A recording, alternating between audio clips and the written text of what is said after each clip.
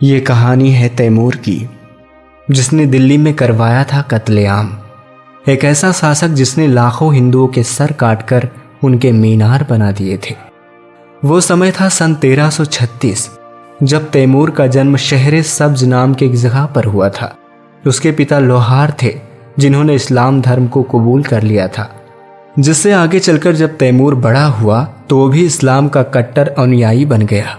तैमूर जंगेज खां और सिकंदर की तरह विश्व विजेता बनना चाहता था।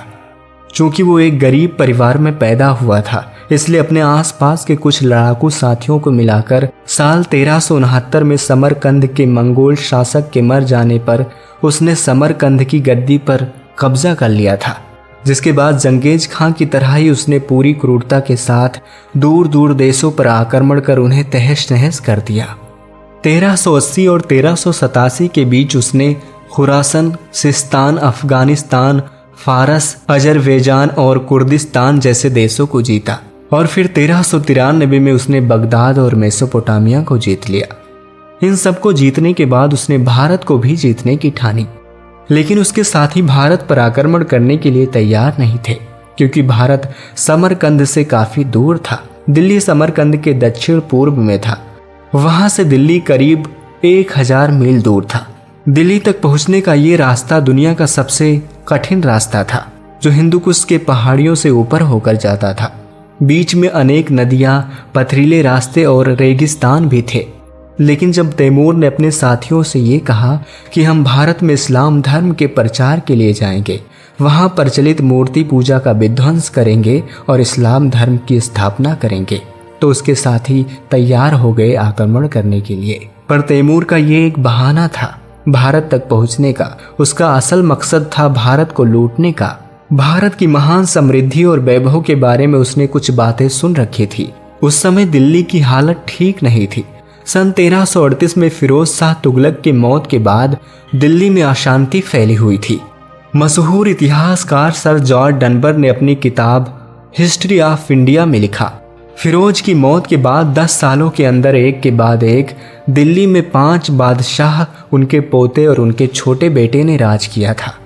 दिल्ली की अंदरूनी हालत ऐसी थी कि वो एक तरह के किसी बाहरी आक्रमणकारी को न्योता दे रही थी, और इसी का फायदा उठाकर तैमूर ने दिल्ली पर सन 1398 में आक्रमण कर दिया।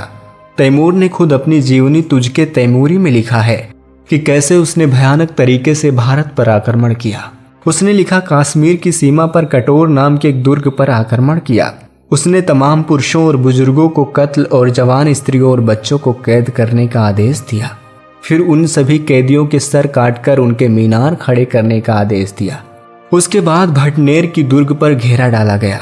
वहां के राजपूतों ने कुछ युद्ध के बाद हार मान ली और उन्हें माफ कर दिया गया, लेकिन जैसे ही वो असावधान हुए, उन पर आक्रमण कर उन्हें कत्ल कर दिया गया। तैमूर ने अपनी जीवनी में लिखा है कि थोड़े ही समय में दुर्ग के तमाम लोग तलवार से मौत के घाट उतार दिए गए। घंटे भर में 10,000 लोगों के सिर काट दिए गए। उनके सरो सामान, खजाने और अनाज को भी, जो वर्षों से उस दुर्ग में इकट्ठा किया गया था, उसे मेरे सिपाहियों ने लूट लिया और मकानों में आग लगाकर राख कर दिया गया। जिसके बाद दूसरा नगर सरस्वती था, जिस पर आक्रमण हुआ। सभी पुरुष महिलाएं कत्ल कर दिए गए। उनकी जवान स्त्रियां, बच्चे हमारी संपत्ति हो गईं।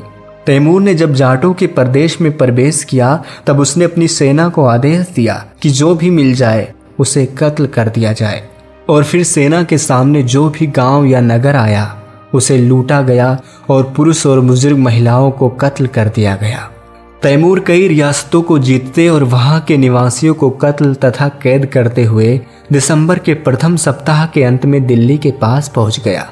उस समय तक उसके पास 1 लाख हिंदू कैदी हो गए थे। अब उसका सामना सुल्तान महमूद से होने वाला था। जब यमुना पार कर दिल्ली पर आक्रमण करने की तैयारी हो रही थी, तो उसके साथियों ने उससे कहा कि इन बंदियों को कैंप में नहीं छोड़ा जा सकता है, इनको स्वतंत्र कर देना युद्ध के नियमों के खिलाफ होगा। तब तैमूर लिखता है कि इसलिए उन लोगों को मैंने कत्ल का आदेश दे दिया। मैंने कैंप में घोषणा करवा दी कि तमाम बंदियों को कत्ल कर दिया जाए।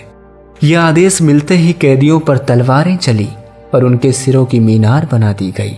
उसके बाद उसका सामना पानीपत के पास तुगलक सुल्तान महमूद से हुई।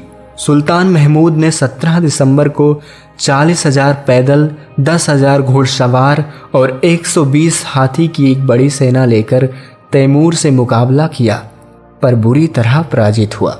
भयभीत होकर तुगलक सुल्तान महमूद गुजरात की तरफ भाग गया और उसका वजीर मल्लू इकबाल भी छुप गया। लड़ाई खत्म होने के बाद तैमूर के सैनिकों ने घर जा जाकर ये बताना शुरू कर दिया कि उन्हें कितना हर्जाना देना होगा।